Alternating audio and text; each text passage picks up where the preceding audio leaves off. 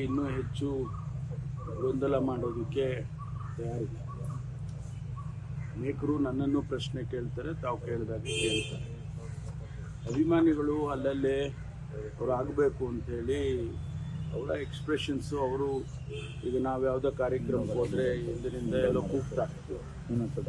ಆದರೆ ಇದಕ್ಕೆಲ್ಲ ಉತ್ತರ ಏನಪ್ಪ ಅಂತ ಹೇಳಿದರೆ, ನಮ್ಮ ಹೈಕಮಾಂಡ್ನವರು ಯಾವ ಸಂದರ್ಭದಲ್ಲಿ ತೀರ್ಮಾನ ತಗೋಬೇಕೋ ಆ ಸಂದರ್ಭದಲ್ಲೇ ಅವರು ತಗೊಳ್ತಾರೆ. ಆದ್ದರಿಂದ ಅದ್ರ ಬಗ್ಗೆ ಹೆಚ್ಚು ವ್ಯಾಖ್ಯಾನ ಮಾಡೋದ್ರಲ್ಲಿ ಅರ್ಥವಿಲ್ಲ. ಯಾಕೆಂದರೆ ಉತ್ತರ ಸಿಗೋದಿಲ್ಲ.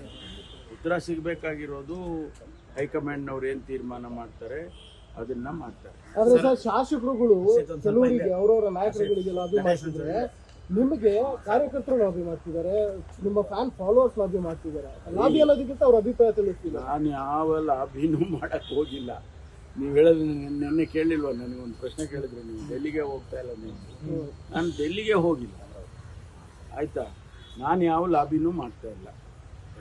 ಇಲ್ಲಿ ನಮ್ಮ ವೆಲ್ ವಿಷರ್ಸು ಅವರ ಎಕ್ಸ್ಪ್ರೆಷನ್ಸ್ ಮಾಡಿರ್ಬೋದು, ಅದನ್ನು ನಾನು ಮಾಡಬೇಡಿಯಪ್ಪ ಅಂತ ಹೇಗೆ ಹೇಳೋದು, ಮಾಡಬೇಡಿ ಅಂತ ಹೇಳಿದ್ದೇನೆ. ಒಂದೆರಡು ಸಾರಿ ನಾನು ಇದನ್ನೆಲ್ಲ ಮಾಡೋಕ್ಕೆ ಹೋಗ್ಬೇಡ್ರಿ ಅಂತ ಬೈದಿದ್ದೀನಿ ಅವ್ರಿಗೆ. ಆದರೆ ಎಲ್ಲೋ ಒಂದು ಕಡೆ ಅವ್ರ ಫೀಲಿಂಗ್ಸನ್ನು ಎಕ್ಸ್ಪ್ರೆಸ್ ಮಾಡ್ತಾರೆ, ಅದು ನಾವೇನು ಮಾಡೋಕ್ಕಾಗೋದಿಲ್ಲ. ಬಟ್ ಇದಕ್ಕೆಲ್ಲ ನಾನು ಹೇಳಿದಾಗೆ ನಾನು ಈ ಗೊಂದಲಕ್ಕೆ ನಾನು ಕೈ ಜೋಡ್ಸಕ್ಕೆ ಹೋಗೋದಿಲ್ಲ. ಕಾಂಗ್ರೆಸ್ನ ದಲಿತ ನಾಯಕರು ರಾಜ್ಯದಲ್ಲಿ 15,000 ಮಕ್ಕಳಷ್ಟು ಕಳ್ತನಾಗಿದ್ದಾರೆ ಸರ್, ತಮಗೇನಿದೆ ಮಾಹಿತಿ?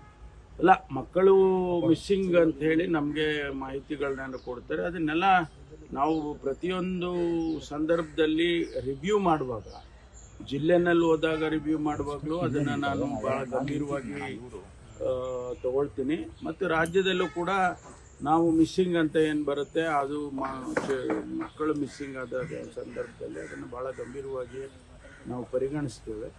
ಅದನ್ನು ಭಾಳಷ್ಟು ಜನರದ್ದು ಹುಡುಕಿದ್ದಾರೆ, ಭಾಳಷ್ಟು ಜನ ಸಿಕ್ಕಿದ್ದಾರೆ, ಹುಡುಕಿದ್ದಾರೆ. ಇನ್ನೂ ಭಾಳಷ್ಟು ಜನ ಮಿಸ್ಸಿಂಗ್ ಅಂತ ಹೇಳಿನೇ ಬರ್ತಾ ಇದೆ. ಅದನ್ನು ಏನು ಕ್ರಮ ತಗೋಬೇಕು ನಾವು ಇಲಾಖೆ ಒಳಗೆ ಅದನ್ನು ತಗೊಳ್ತೀವಿ. ಸರ್, ಮಲ್ಲಿಕಾರ್ಜುನ ಬಾಲಕಿ ಜೊತೆ ಅಸಭ್ಯವಾಗಿ ಹೊರತರೋದು ವಿಚಾರ ದೊಡ್ಡ ಮಟ್ಟದಲ್ಲಿ ಚರ್ಚೆ ಆಗ್ತಿದೆ ಸರ್. ಯಾರು? ಮಲ್ಲಿಕಾರ್ಜುನ ಯಾದಗಿರಿನಲ್ಲಿ ಸರ್, ನಾನು ರಿಪೋರ್ಟ್ ತಗೊಳ್ತೇನೆ, ಮಾಹಿತಿ ಬಂದಿಲ್ಲ.